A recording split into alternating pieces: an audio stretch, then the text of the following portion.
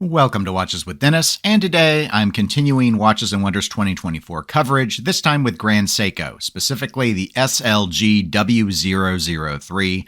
This is their new dress watch in titanium with a hand-wound movement, and the white birch dial that we've come to know from prior Grand Seiko efforts. Let's go ahead and do the watch specifications. This watch has a diameter of 38.6 millimeters, a lug-to-lug distance of 45 millimeters, and a thickness of 10 millimeters. It has a lug width of 20 millimeters and comes on a crocodile leather strap, featuring a three-fold clasp with a push-button release. As I noted, the case is titanium, specifically what Grand Seiko calls brilliant hard titanium, and which comes in much brighter and shinier than what we would typically associate titanium with. The white textured dial, inspired by birch trees, will feel familiar compared to some other Grand Seiko dial efforts. The handset and indices have a more modern look, in my opinion, compared to a lot of what's in the Grand Seiko catalog, and that would be because this watch is a part of their Evolution 9 series. Bolder and multifaceted handsets, indices that emphasize their three-dimensional nature, those are some of the components that are built into the Evolution 9 style. The watch features a display caseback, and I think probably what many will find is the most interesting aspect of this release is the new movement. This watch is powered by the hand-wound 9S-A4, Grand Seiko's first hand-wind-only 5 Hz movement in roughly 50 years. The movement is designed to be enjoyable to wind.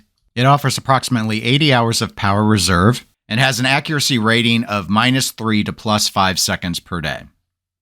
The watch is listed on Grand Seiko's website at $10,700 US and slated for an August 2024 release. In terms of my first thoughts, and again, this is not a review, I have not yet handled this watch. I'm not at Watches and Wonders. I can only react based off of photos and video that I've been able to see.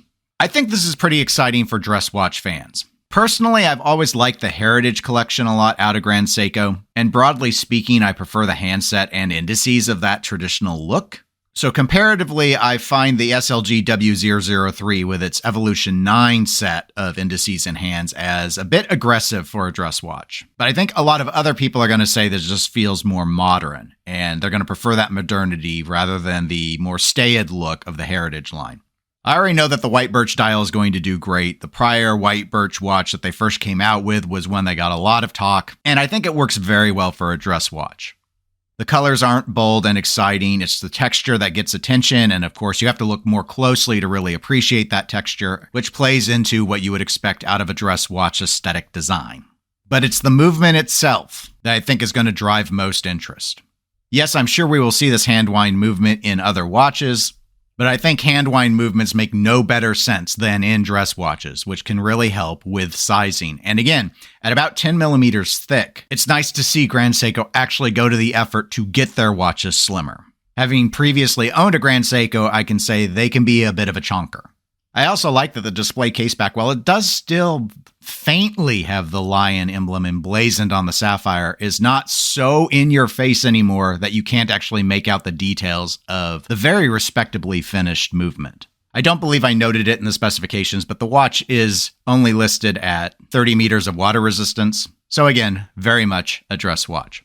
The pricing isn't too bad, though Grand Seiko is really starting to get up there in their price points. This doesn't look like a traditional titanium watch with how brilliant the titanium they've used is in terms of brightness and shine. But with the weight reduction that metal provides versus steel or a precious metal, I think this will be extremely comfortable to wear. All in all, I think this is going to be a very successful watch for Grand Seiko. I don't think it's going to be record-setting in its sales, but that's more due to the limited demand for dress-style watches versus sports watches than anything else. But anyway, those are my first thoughts. What are yours? Please comment those below. If you enjoyed the video, please give it a like. If you'd like to be notified when I have another video coming out, just click the subscribe button, and I'll talk to y'all on the next one.